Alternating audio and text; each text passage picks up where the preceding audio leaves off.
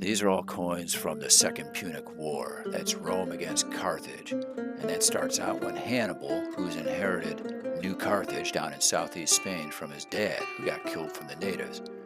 And New Carthage has been mining tons of silver, which the Carthaginians used to pay off the Romans, the indemnity from the First Punic War. Then Hannibal sieges Saguntum. Rome says, hey, that's an ally of Rome. Hannibal says, what are you going to do about it? The Romans send some guys over, but by the time they get there, those guys being, I think, Scipio's uncle and dad, by the time they get there, Hannibal's already gone. And where did he go? He went up through Gaul and around over the top of the Alps down into Italy. And at that time, these silver coins are the kind that would have been circulating from the 220s down to the start of that war in 218 BC, when Hannibal shows up and starts beating Roman Republic armies, one after another. This coin is from Ptolemy IV, thought to be struck to celebrate or pay soldiers after they won the Battle of Rafah, which is basically Gaza. And the reason this is interesting is because that battle is the same day or week as a huge battle of Lake Trasimeno, I think, where Hannibal blows away the Romans. This coin is Queen Felicitas of Syracuse, the big Sicily city, and her husband Huron II was an ally of Rome and had been running Syracuse for a long time. This coin we think was struck also during that war, right at the end of that reign in 216 BC.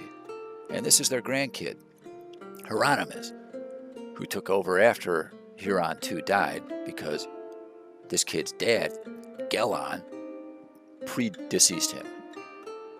And this kid, unfortunately, decided to change allegiance to the Carthaginians. And that is why he got killed. The city got sacked later by the Romans, and they killed Archimedes. So here we got Bruttium at the top here. This is struck by the Bretti. They were kind of mercenaries who took over a city there that's right on the toe of Italy across from Sicily. And these guys ended up getting occupied or working with Hannibal. This here is Akragas over on Sicily, as occupied by the Carthaginians during that war. Classic Carthaginian prancing horse on the back with Carthaginian letters. And they ended up losing all of Sicily to the Romans at the end of the war by treaty. This is actually struck by the Carthaginians now in the toe of Italy, probably under Hannibal. Again, horse with a nice date palm on it. And this coin, that reverse, I think is very nice. Very well centered, very well struck. Because Hannibal ended up hanging out down there in the toe of Italy till almost the end of the war after winning those first battles. This here is King Philip V of Macedon. He remotely was trying to coordinate later with Hannibal and the Carthaginians against the Romans, which ended up bringing on the Macedonian Wars. After the Romans finally cleaned up Carthage, then they turned their attention over to the Greeks, specifically Philip V. Here's Ptolemy again. That's actually not him, that's probably the original Ptolemy, but this is Ptolemy IV's coin. He was probably working with the Romans, might have even contributed some gold to them when they really needed it. There's the eagle. We're going to see that eagle later on a Roman gold coin at the end. And this is Antiochus III the Great, the Seleukid king over in Syria. So here you got the three Macedonian successor empires as they were represented during the Second Punic War. Ptolemy IV, Philip V of Macedon, and Antiochus III. And now we get into the bulk of this collection, which is just lots and lots of denarii, which they started minting maybe in 214. It's commonly regarded as 212, 211. But the first two here you see are the oldest style, and you'll even see on the back they've got a slightly different style of putting a star on the back. You'll see above the riding horseman, the star is just a series of dots instead of like a star. That changes after this.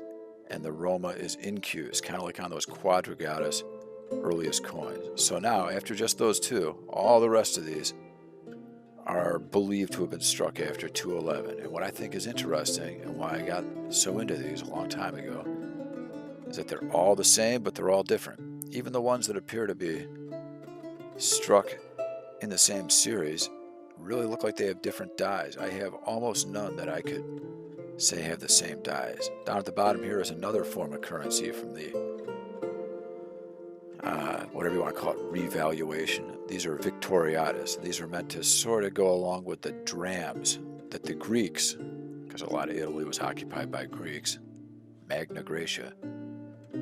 This is struck in the purity and weight of theirs. But then at the top we have, back to the new Roman coinage, this is a quinarius, which is half a denarius. That's why you see on the front a V instead of an X. V is 5, X is 10, as you know, from Roman numerals. Just another. These are easy to get in very good condition. I think there must have been hordes or jars of them found that were sealed with wax, so they look almost perfect. There's also a much smaller coin struck from that same, here you go, at the bottom left here, the sestersius. That's the original sestersius down there. Little tiny ugly coin. And up until the Roman Empire, they were calling big bronze coins sestersiuses. And when you read writings from that time, they talk about things usually in the value of millions or whatever of sestertii, not denarii. Because denarii is just like a $10 bill. This one here is one of the first ones I got from Artemidi Aste over in San Marino, a great auction house, 2015. Back when these were very cheap. I'm talking like $300. This one I got more recently, but I think it's nice, from Classical Numismatics Group.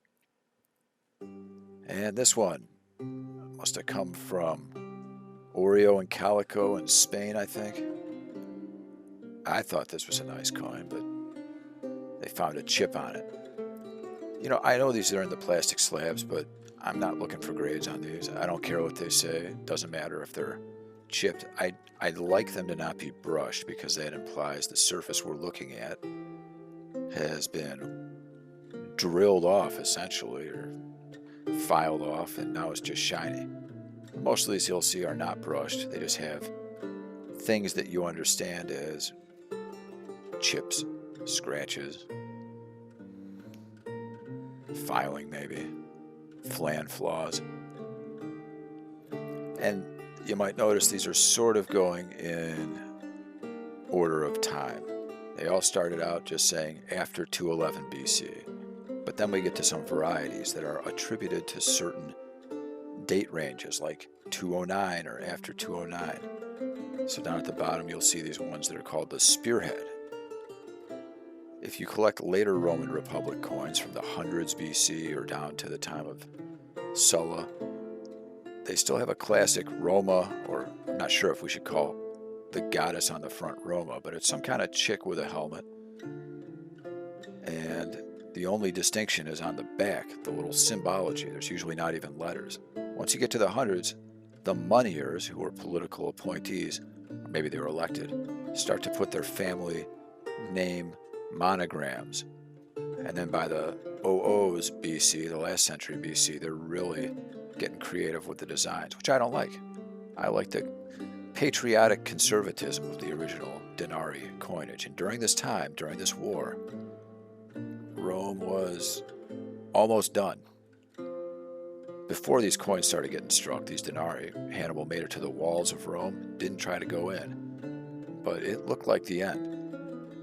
Then things slowly started turning around. Then they sacked Capua. They sacked Syracuse. Scipio Africanus, before he was Scipio Africanus, went over and took Cartagena, New Carthage, and got tons of silver. And it's believed that that is probably the source for a lot of these nice coins. Here we're looking at besides looking at these awful new NGC holders, which I specifically asked them not to use, but sometimes they do. These are the wheel series denarii. They're the only serratus or serrated edge denarii from this period, believed to be the first serrated edge denarii. We don't know why they did it. We don't think it was anti-counterfeiting, but we're not really don't know. This is one of my favorites here.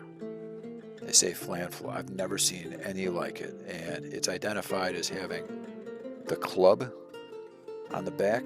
I've read other places that that's called a decempeta, or a measuring stick, which symbolizes redistribution of land. And I tend to think that's what it is, because of all those marks on it. This is the crescent series, very common. You get these very cheap, and all it means is that there is a crescent moon that they're riding under. And there's also a second crescent series from right after the war ended. We'll see one of those at the end, but these are all from, as it says there, I think 207 BC. I do not know. I don't know how they attribute it to a specific date, but I think it's exciting that they can do that, because we can look and see what was happening in 207 in the war. And here we have a coin that is the prow series, and that means on the back it's got the prow symbol, which is the ram from the front of the boats, the galleys, the triremes, whatever you want to call it, for smashing into other boats. Maybe this is celebrating some kind of naval victory. That's attributed to also about 207 BC. So I'll say again, all these denarii coins are pretty much from a time when the war had turned in Rome's favor. So even by 212 BC, things were looking up. It's the first years of the war, 218, 17, 16, 15, that things look really dire. And you get guys like Fabius, Maximus, the Delayer, the Cunctator. There are no coins celebrating these great heroes. There's no Scipio Africanus coin. There's no Fabius Maximus. Oh, this one, owned by, it's from the collection of, what should we call him? A nominal Nazi. He's an academic in the Third Reich, just a student of Greek language, I think. And you get the impression everyone kind of had to join the Nazi party to keep a job. Don't think he was enthusiastic about it. And this beautiful coin here is the one I was mentioning that has a date attributed to it, at least by NGC, of after the war in the 190s. Here we got a few extras spillover, and this is Antiochus the Third, the Great, again, just a dram, but this one has the elephant on the back. And we do not think he's a source of the elephants for Hannibal. We think they might have come from Ptolemy, actually, even though I said he might have been supporting the Romans. So we're not sure where he got the elephants, but there's one on a coin. This is Capua. And Capua, formerly sort of an ally of the Romans, turned to work with the Carthaginians, let Hannibal stay there one winter, and then the Romans sacked it. And this is a coin of Ptolemy the Fourth, successor Ptolemy the Fifth. There was a little break in between because this guy was a baby. This is from after the war. Into the 180s. Here's some gold coins. Now this is a big, also Ptolemy the Fourth. That's his deified dead dad, Ptolemy the Third, on it. That's why they call Ptolemy the Fourth Philopater, loves his dad. This is one of the hugest gold coins from the ancient world, and it's believed to have been struck just like that other one, paying troops, celebrating their victory over Antiochus III at the Battle of Gaza, I believe, which we think was almost the same day or week as the battle at Lake Trasimeno, where the Romans got totally roundhouse kicked by Hannibal. This is Hannibal himself striking this down in the toe of Italy. Electrum, really debased gold, and as you can see there, that looks exactly like the back of the Roman quadrigatus coins. And so some people think he was kind of making fun of the Romans, or maybe it was just a recognizable motif. But no doubt he'd been seeing those big silver coins, and that had something to do with it. This is part of the very small series of gold coinage issued as part of the same monetary system with those denarii. This represents 60 sestersius. Denarii is 10, this is a 60.